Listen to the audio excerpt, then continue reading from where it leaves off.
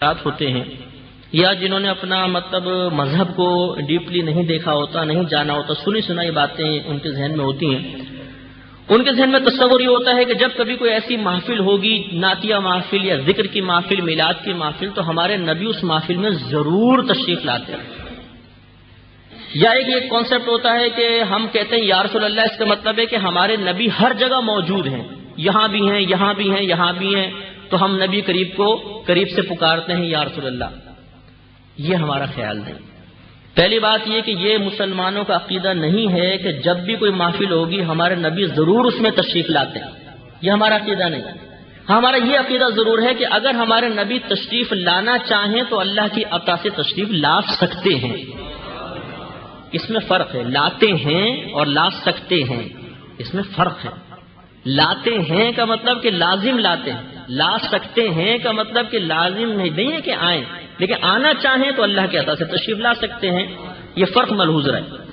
اسی طریقے سے یہ کہنا کہ ہمارے نبی ہر جگہ موجود ہیں اور جسمانی لحاظ سے تسلیم کرنا کہ ہمارے نبی ہر جگہ حاضر و ناظر ہیں، اس کا مطلب یہ سمجھنا کہ ہر جگہ موجود ہیں، یہاں بھی ہیں، یہاں بھی، یہاں بھی ہیں، یہ مسلمانوں کا عقیدہ نہیں۔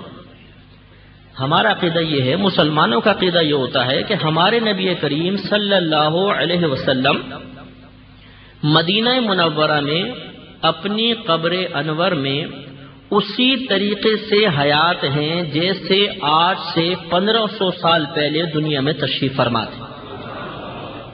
اور اس پر دلیل ابن ماجہ جو صحاح ستہ میں سے ہے، اس کی دلیل ہے کہ صحابہ کرام علیہم رضوان نے پوچھا کہ یا رسول اللہ صلی اللہ علیہ وسلم، جب آپ دنیا سے پردہ فرما جائیں گے تو ہمارا درود پاک آپ کی بارگاہ میں کس طرح پیش کیا جائے گا؟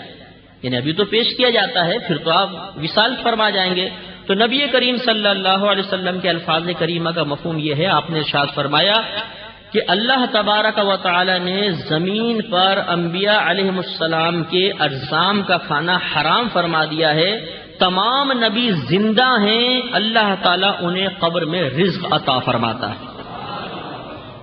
تو ہمارے نبی کریم ہیں مدینہ منورہ میں، ہم یہاں سے کہتے ہیں یا رسول اللہ، اور ہمارا مسلمانوں کا نظریہ یہ ہوتا ہے کہ اللہ کی عطا سے اللہ کے نبی جیسے قریب کی آواز سن لیتے ہیں، ایسے دور کی آواز بھی سن لیتے ہیں۔ تو اب یہ مطلب جو مسلمانوں کا ایک نظریہ ہے کہ ہمارے نبی مدینہ منورہ میں ہماری آواز کو سن لیتے ہیں، کیا یہ نظریہ رکھنا شرک تو نہیں؟ ہم غور کرتے ہیں۔ تو پہلی بات یہ کہ بھئی اعتراض یہ ہوتا ہے، دیکھیں اللہ تعالیٰ دور کی آواز سن سکتا ہے، دور و نزدیک کی، نبی قریب کی آواز تو سن سکتا ہے، دور کی آواز اگر آپ نے سننا تسلیم کر لیا تو یہ تو شرک ہو جائے گا۔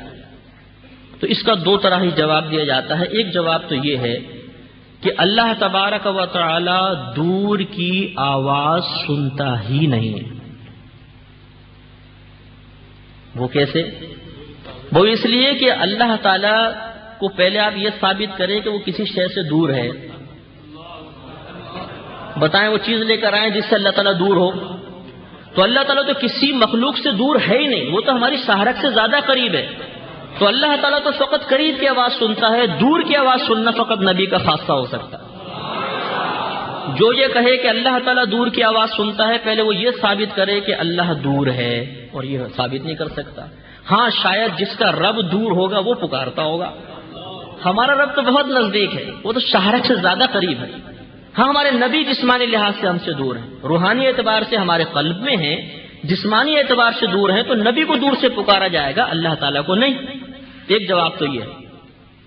اور دوسرا برسبیل تسلیم، چلے ہم تسلیم کر لیتے ہیں کہ جو ہم جس کو دور کی آواز کہہ رہے ہیں وہ اللہ تعالیٰ سن لیتا ہے، مان لیں۔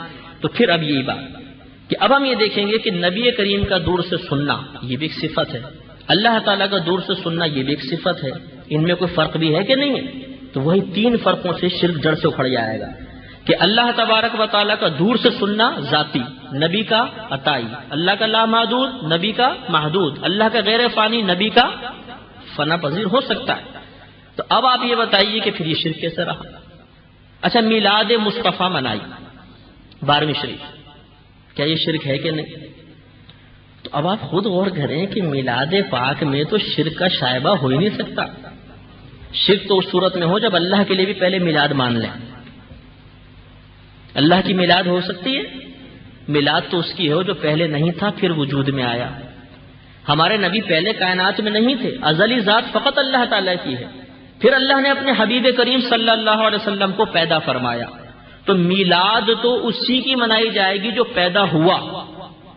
تو اگر معاذ اللہ اللہ تعالیٰ بھی پیدا ہوتا اور پھر ہم نبی کا میلاد مناتے تو کہیں جا کے شرک ایک شائبہ ہو سکتا تھا کہ دیکھو جی اللہ بھی پیدا ہوا، نبی بھی پیدا ہوئے، تو اللہ کا میلاد بھی منا رہے اور نبی کا میلاد تو شرکت ہو گئی. حالانکہ یہاں معاملہ یہ ہے کہ نبی پیدا ہوتا ہے، رب تو پیدا فرمانے والا ہے، تو شرک کا شائبہ ہی نہیں ہے. ابھی اتنی مطلب یہ کہ ایک غلط تاثر ہمارے ذہن کے اندر قائم ہو گیا ہے کہ بلا سوچے سمجھے ہم بات کرتے ہیں اور مسلمان کو کافر و مشرک کہہ دیتے. مسلم شریف کی حدیث پاک ہے، نبی کریم صلی اللہ علیہ وسلم نے ارشاد فرمایا کہ جو کسی مسلمان کو کافر کہے